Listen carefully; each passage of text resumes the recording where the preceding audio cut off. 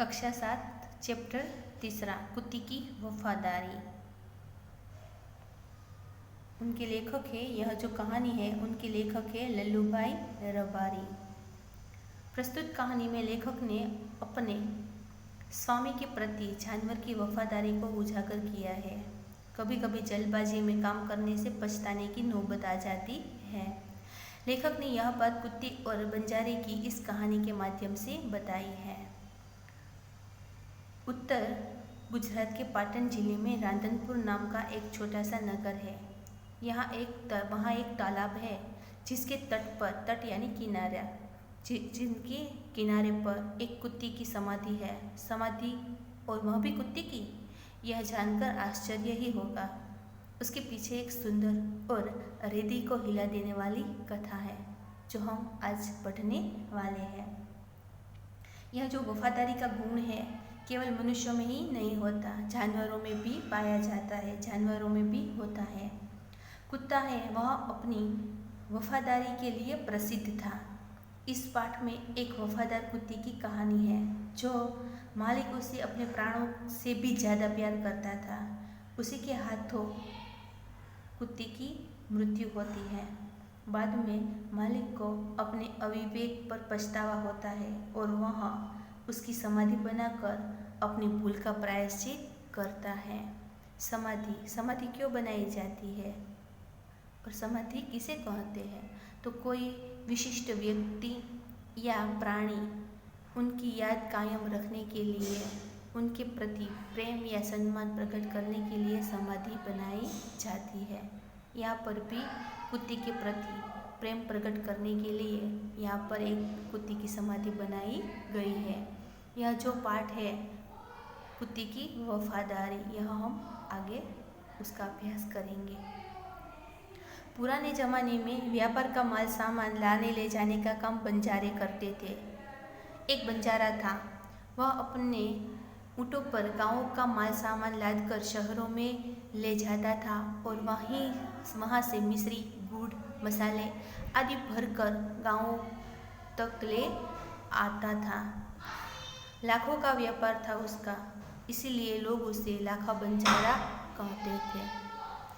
लाखा के पास एक सुंदर कुत्ता था। कुत्ता बड़ा वफादार था। रात को वह बंजारे की पड़ाव की रखवाली करता था। अगर चोर लुटेरे पड़ाव की तरफ आते दिखाई देते थे तो कुत्ता भौंक कर उन्हें दूर भगा देता था। बंजारा अपने कुत्ते की वफादारी से बहुत खुश था। पुराने ज़माने में व्यापार, अब हम यह जो पैराग्राफ है उन्हें समझते हैं। पुराने ज़माने में यानी कि पहले के ज़माने में जो व्यापार का माल सामान लाना और ले जाना, उनका काम जो था वह बंजारे करते थे। बंजारे का अर्थ क्या है कि बंजारे किसे कहते हैं?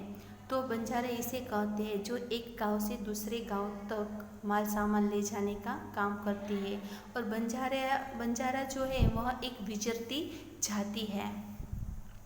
तो यहाँ पर भी एक बंजारे की बात की गई है कि वह ऊँटों पर गांव का माल और सामान है वह लाद कर शहरों में ले जाता था। और जो शहर है वहाँ से मिश्री यानी कि चीनी, शक्कर, गुड़ आदि सामान भरकर गांव तक ले आता था। क्योंकि गांव में चीनी, शक्कर आदि है वह नहीं मिलता था, वह शहर से लाना पड़ता था। इसलिए वह गांव का माल शहर ले जाता था और शहरों का माल है वह गांव में लाता था। लाखों का व्यापार था उसका। जो लाखा था उनका व्यापार लाखों का था, इसीलिए लोग उसे लाखा बंजारा कहते थे। क्योंकि उनका नाम नहीं था लाखा, परंतु उनका व्यापार लाखों का था, इसलिए लोग उसे लाखा बंजारा कहते थे। क्योंकि उनकी जाति एक तो जाति थी बंजारा और लाखों का व्यापार था, इसलिए लोग उन्हें लाखा बंजारा ऐसा कहकर बुलाते थे। लाखा के पास एक सुंदर कुत्ता था। कुत्ता बड़ा वफादार था। लाखा के पास कैसा कुत्ता था? तो कि लाखा के पास एक सुंदर कुत्ता था और वह भी वफादार था। रात को वह बंजारे के जो पड़ाव थे, जो छोटी छोटी झुपड़ियाँ बांधकर जो बंजारे रहते थे, उनके पड़ाव की वह रखवाली करता था। रखवाली करना यानी चौकी करना, पहरा देना। अगर चोर लुटेरे पड़ाव की तरफ आते दिखाई देते थे, कुत्ता भौंक भौंक कर उन्हें दूर भगा देता था। बंजारा अपनी कुत्ते की वफादारी से खुश था। एक बार बंजारा व्यापार में मार खा गया। अब ऐसा हुआ कि बंजारा जो था वह व्यापार में मार खा गया। व्यापार में मार खा जाना का मतलब होता है व्यापार में नुकसान झेलना पड़ा, नुकसान आ गया। अब उन्हें रुपयों की ज़रूरत आ पड़ी थी। वह लाखा जो था वह रांधनपुर के एक सेठ के पास पहुंचा। उसने अपनी बात बताई। सेठ ने कहा, रुपये तो मैं दूंगा, मगर उसके बदले में तुम क्या गिरवी रखोगे?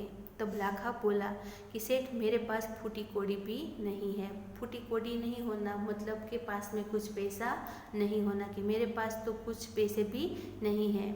मैंने व्यापार में सब कुछ खो दिया है, कि मैंने व्यापार में जो मेरे पास जो भी था वह सब मैंने व्यापार में खो दिया है। अब तो मेरे पास फूटी कौड़ी भी नहीं है, कुछ भी पैसा नहीं बचा है।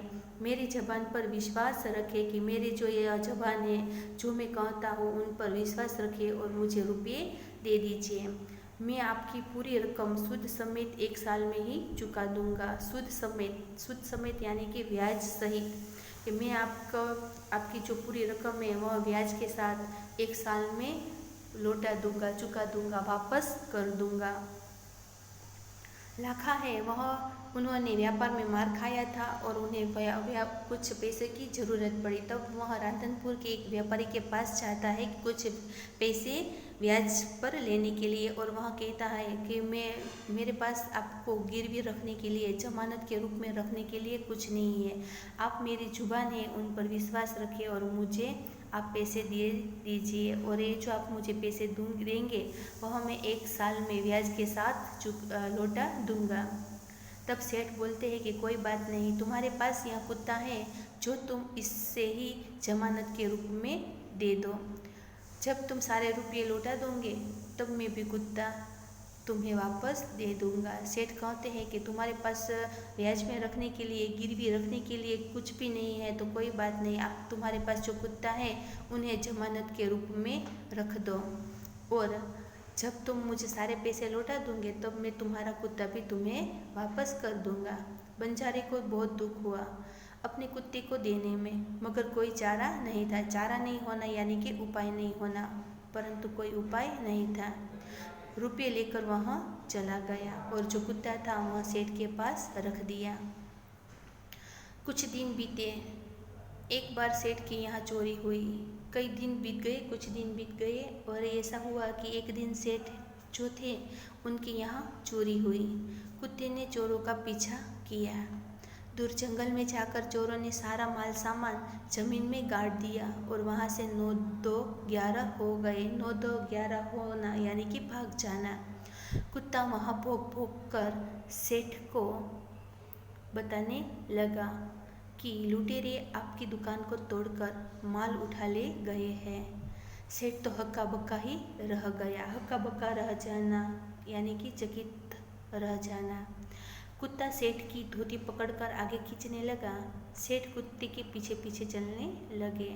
यह देखो, सेठ की यहाँ पर चोरी हुई है और जो डाकू थे, लुटारे थे, वह सारा माल सामान जंगल में गाड़ दिया। और कुत्ते ने यह भी देखा कि जो उन चोरों का पीछा किया और देखा कि चोर है, उन्होंने सारा माल जंगल में गाड़ दिया है। वह सेठ को धोती पकड़कर लेकर जाता है जहाँ पर चोरों ने सेठ का माल गाड़ा था, वहाँ पर लेकर जाता है। जहाँ चोरों ने माल छिपाया था वहाँ जाकर कुत्ता अपने पैरों से मिट्टी खोदता है और थोड़ी खोदने पर सामान निकल आता है। सेठ की खुशी का कोई पार नहीं था। वह कुत्ते को प्रेम से थपथपाने लगे। कुत्ते की वफादारी पर प्रसन्न हो गए। मुग्ध होना यानी कि प्रसन्न हो गए। घर जाकर उसने एक चिट्ठी लिखकर कुत्ते के गले में पट्टे में बांधकर कहा, कुत्ते भाई जाओ, तुम अपने मालिक लाखा बंजारे के पास, तुम मुक्त हो। कुत्ता खुश हो गया और अपने मालिक से मिलने के लिए जल्दी जल्दी भागने लगा। सेठ का जो माल था वह चोरों ने जंगल में गाड़ दिया था और कुत्ते ने यह सब देखा और सेठ को भी बताया और अपने पैरों से मिट्टी खोद कर यह सब दिखाया कि चोरों ने यहाँ पर आपका माल है वह गाड़ दिया है। और यह सब देखकर सेठ है वह बहुत खुश हुआ और कुत्ते के गले में एक चिट्ठी रखी और कुत्ते को कहा कि आज से तुम मुक्त हो गए, आज़ाद हो गए। इधर लाखा ने भी व्यापार में खूब रुपये कमाया। जो लाखा था उन्होंने भी यहाँ पर खूब रुपये कमा लिए थे। वहाँ सेठ को उसकी रकम वापस करने के लिए उसी रास्ते आ रहा था। उसने दूर से अपने कुत्ते को अपनी ओर आते हुए देखा। लाखा ने देखा कि कुत्ता है वह उसी रास्ते से अपनी ओर आ रहा है और लाखा भी देखो कि लाखा भी है, उन्होंने भी व्यापार में खूब धन कमाया है और उसी दिन उसी क्षण वह भी रुपये लौटाने के सेठ को लौटाने के लिए उसी रास्ते पर आ रहा था, रास्ते से आ रहा था और कुत्ता उन्हें सामने से मिला। तब लाखा क्या सोचता है, वह नाराज हो गया और सोचने लगा कि कुत्ते ने मेरी जुबान काट ली, कि कुत्ते ने मेरे साथ बेवफाई की है, मेरी जुबान जो थी वह काट ली है। अब मैं सेठ को क्या मुंह दिखाऊंगा, कि मैं अब सेठ को क्या मुंह दिखाऊंगा, कुत्ता जो है उन्होंने मेरे साथ बेवफाई की है। उसने आओ देखा न ताओ, बस कुत्ते के माथे पर लाठी का प्रहार कर दिया। आओ देखा न ताओ उसका मतलब होता है कि बिना सोचे समझे काम करना, कि उन्होंने बिना कुछ भी सोचा नहीं, कुछ भी समझा नहीं और लाठी से कुत्ते के सिर पर प्रहार कर दिया। कुत्ता बेहोश होकर गिर पड़ा। लाखा ने देखा कि कुत्ते के गले में एक चिट्ठी बंधी है। उसने उसे खोलकर पढ़ा। लाखा, तुम्हारे कुत्ते ने मुझे सूद समेत रुपये लौटा दिए हैं, अतः कुत्ते को मैं मुक्त करता हूँ।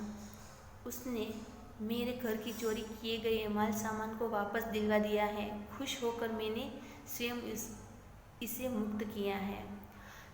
लाखा ने कुत्ते के सिर पर लाठी से प्रहार किया और कुत्ता जो है वह बेहोश होकर नीचे धरती पर गिर पड़ा है। तब लाखा की नज़र कुत्ते के गले में जो पट्टा रखा हुआ है उन पर पड़ती है और वहाँ पर एक जो चिट्ठी लिखी थी वह उन्होंने उठाई और पढ़ा। तब सेठ ने लिखा था कि वह कुत्ते को मुक्त करते हैं और कुत्ते ने उनका सारा जो सामान था वह सूद समेत वापस कर दिया है और इसकी जो वफादारी है उनसे खुश होकर सेठ कुत्ते को मुक्त कर देता है। यह ऐसा लिखा था। लाखा तो चकित हो गया। वह चिल्लाने लगा, हाय यह मैंने क्या कर दिया, कि हाय यह मैंने क्या कर दिया। यह कुत्ते के शव को अपनी गोद में लेकर फुट फुट कर रोने लगा। लाखा चकित हो जाता है और वह जोर जोर से चिल्लाने लगता है अपनी करतूत पर कि उन्होंने यह क्या कर दिया। वह बहुत पछताता है। वह कुत्ते के शव यानी कि मृतदेह,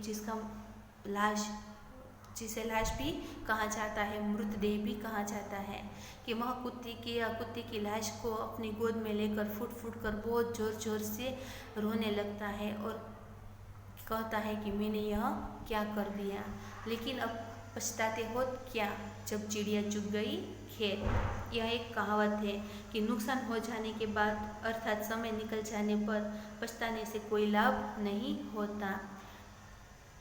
उसने उस वफादार कुत्ते की समाधि बनवाई जो आज भी पाटन जिले के रांधनपुर के तालाब के किनारे पर खड़ी है। उन्होंने यहाँ जो वफादार कुत्ता था उनकी समाधि पाटन जिले के रांधनपुर के तालाब के किनारे बनवाई है, जो यहाँ आज भी वहाँ पर मौजूद है।